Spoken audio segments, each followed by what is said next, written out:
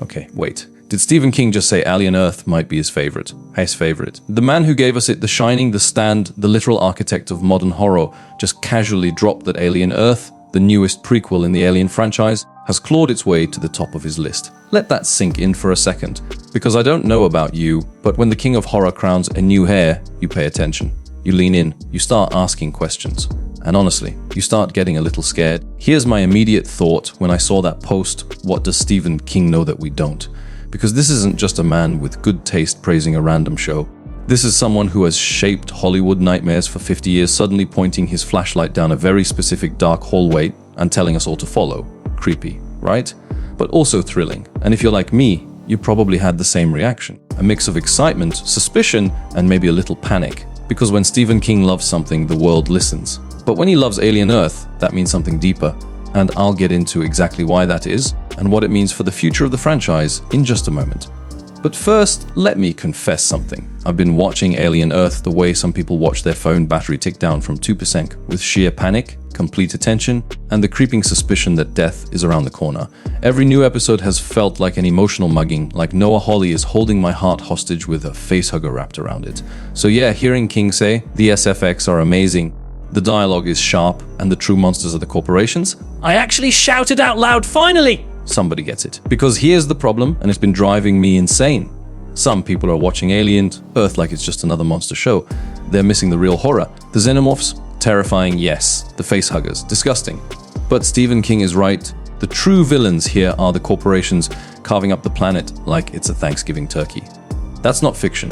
That's forbidden knowledge wrapped in science fiction clothing. And that's why King's praise hits differently. It's not about the jump scares, it's about the reflection.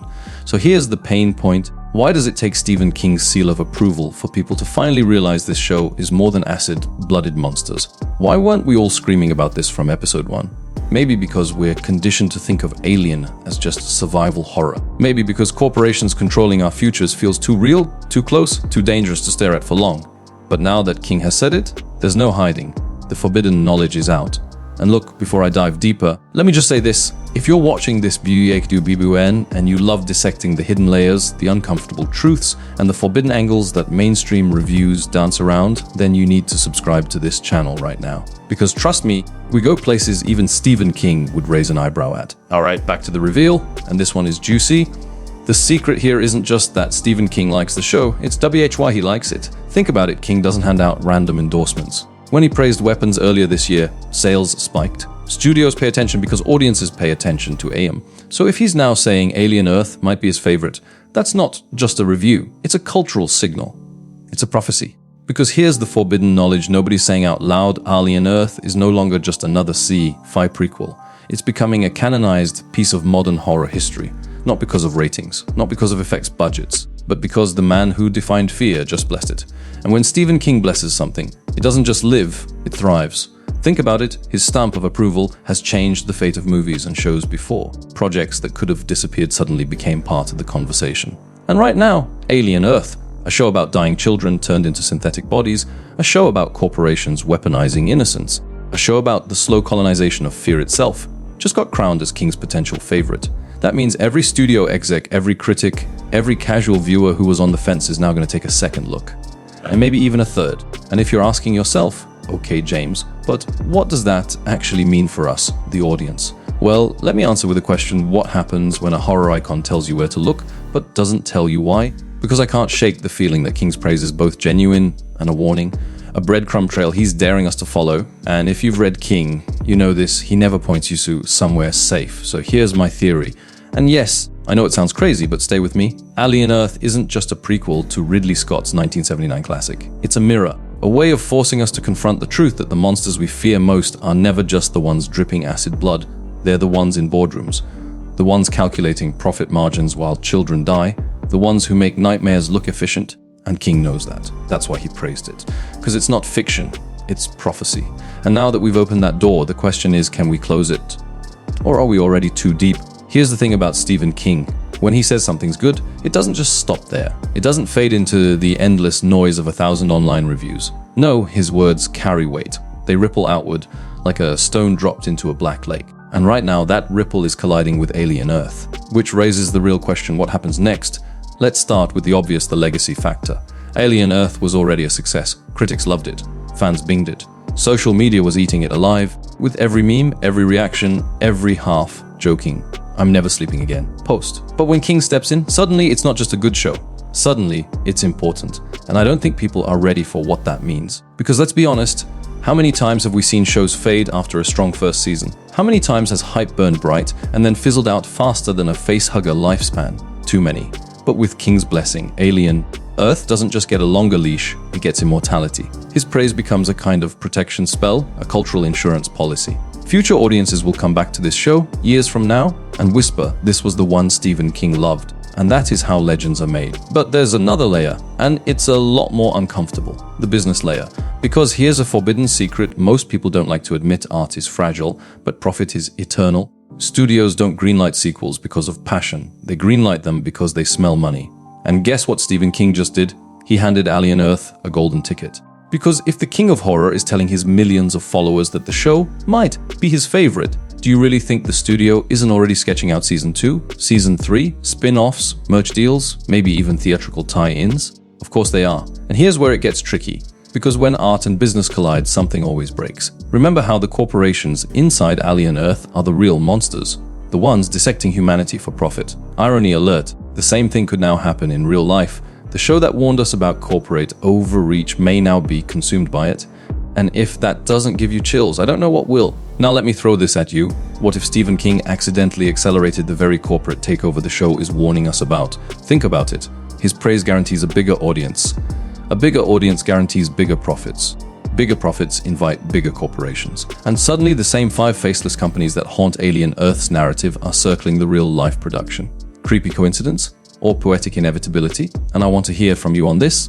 Do you think King's praise is purely good news? Or do you think it might be a double-edged sword, ensuring the show's survival, but at the cost of its soul? Drop your take in the comments, because I've been losing sleep over this one. Now, if you've been following my channel, you know I love pulling these threads back to the source. And the callback here is obvious in my last breakdown. We talked about how horror has always reflected society's darkest truths. Zombies were never just about the undead, they were about consumerism. Vampires were about addiction. Ghosts were about memory. And now, xenomorphs aren't just monsters, they're distractions. Because the real terror, as Stephen King himself pointed out, is the corporations carving us up piece by piece. And this is where my personal anecdote comes in. I remember watching Alien as a kid, probably way too young, honestly. I thought the xenomorph was the scariest thing I'd ever seen. The teeth, the dripping slime, the way it just appeared out of the dark. But now, watching Alien Earth as an adult, the scariest moment for me wasn't a creature at all. It was that quiet scene where the corporation's rep explained, almost calmly, how human suffering was just another business expense, and I swear that moment hit harder than any jump scare ever could. So when King says the real monsters are the corporations, it's not just a compliment, it's a warning. It's him tapping us on the shoulder and whispering, "Don't get distracted. Don't let the acid blood fool you. The true horror is much closer to home." Now here's a hypothetical for you. Imagine 10 years from now, we look back at Alien Earth the way we look back at The Twilight Zone, as more than entertainment, as prophecy. Wouldn't that mean Stephen King just called it before the rest of us? Wouldn't that mean he's already seeing where this story leads, both on screen and off? And I'll be honest, sometimes I think King's praise is like a cursed object. It blesses, but it also dooms, because now expectations are higher, scrutiny is harsher, and the corporations behind the show are licking their lips. And isn't that just the most Stephen King twist possible? The savior becomes the downfall. The hero invites the monster.